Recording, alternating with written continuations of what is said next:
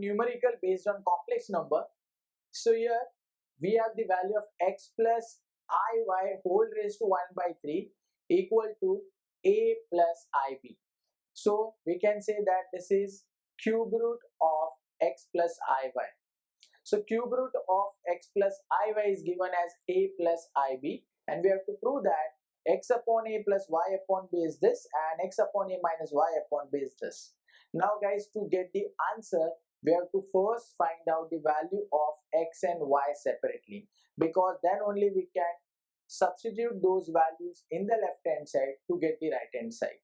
Okay, or we have to find out the value of a and b so that we can substitute those values in the right hand side to get the left hand side. Now if you'll see here, and if you try to find out the value of a and b here, then it's not possible, because a plus ib here I can separate the real part and imaginary part, but on the left hand side we have cube root of x plus iy.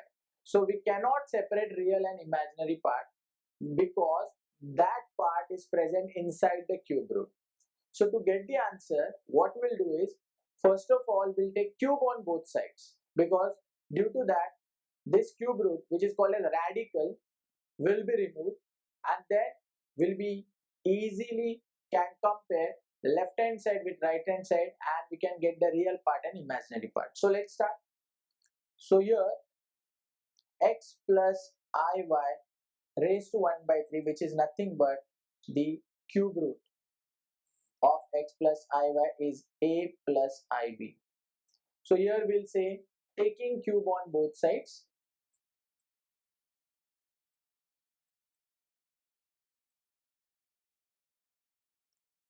so we will get x plus iy equal to a plus ib the whole cube.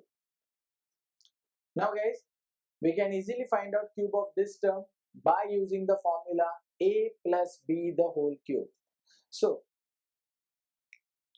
here we will get a cube plus 3, the square of first term, that is a square, into second term, that is ib, plus 3 first term, that is a, and the square of second term, that is I square b square, plus cube of the second term, that is I cube b cube. So guys, I am writing this expansion from the formula of algebra, that is a plus b the whole cube. So let's simplify this. So here a cube will remain as it is. Now the value of I square is minus 1.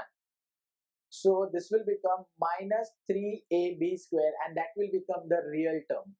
So what I'll do is, I'll take all real terms together. So that minus 3ab square will come with a cube, that will become minus 3ab square.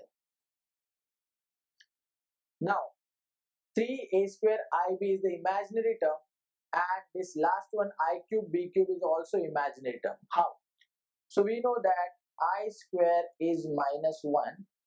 So therefore I cube is I square into I, that is minus I, because I square is minus 1 into I is minus I. So this is nothing but minus I b cube. So from this second term and the fourth term, I can take I common, and in the bracket we will get 3a square b from here, and from here minus b cube. So I've taken I common. So guys, I got the value of x plus iy. Now guys, can you observe one symbol between these two complex numbers? Yes, that symbol is equal to. So now I am gonna use the concept of equality of two complex numbers. So whenever you find equal to sign between any two complex numbers, it means the real part of two complex numbers is same, as well as the imaginary part is also same. So it means the real part on left hand side is x, and the real part on right hand side is this. So these two are same, and the imaginary part, that is y, is same to this bracket, or iy is equal to I into this bracket and I will be cancelled. So here I'll say equating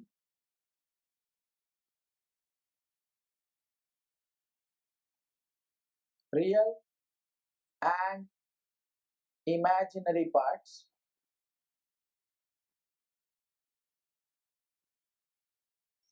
we will get the value of x as a cube minus 3ab square,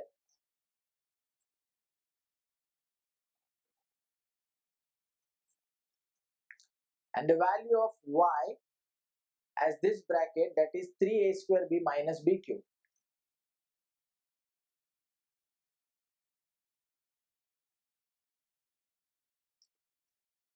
Now guys, here we got the value of x and y. So now let's start with the result. So we have to prove this first result, that is x upon a plus y upon b is equal to 4 times a square minus b square, and here we got the value of x and y. Now guys, we can directly put this value in the left hand side to get the result, or we can further simplify these two terms. Now how? So can you see that we can take a term common from RHS and here b term common? So if I take a common and if I send that a on LHS, we will get x upon a equals to a square, because one a has come out here in the denominator, minus 3b square. Similarly, here we will get y upon b equal to 3a square minus b square. So guys, we straightforward got the value of x upon a and y upon b, which we can substitute here. So to get first result, I will add x upon a with y upon b. So here I'll say adding this 1 and 2. So I'll make this as equation number 1 and this as equation number 2. So I'll say adding 1 and 2.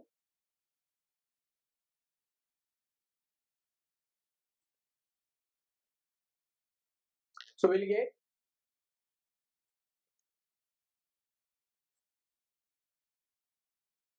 so now let's add the right hand side.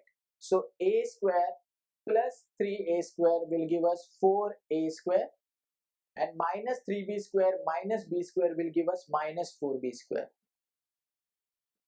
So guys, we can take 4 common and we'll get a square minus b square in the bracket. So now if you'll observe the question, then we got the required value. Now let's find out the second value, and for that we'll subtract x upon a and y upon b. So here I'll say subtracting 2 from 1.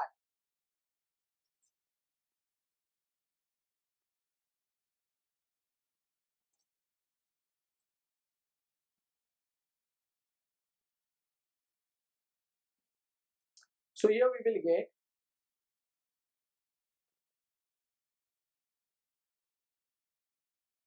now let's do the subtraction on right hand side. So a square minus 3a square is minus 2a square,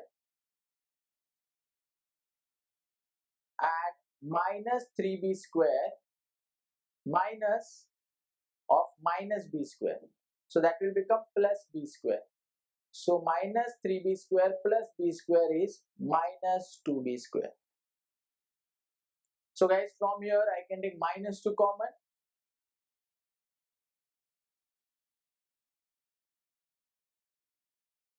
So the answer is minus 2a square plus b square, which is nothing but the second result. So guys, here we have proved the given result by using the concept of equality of complex number and the algebra of complex number. Thank you very much.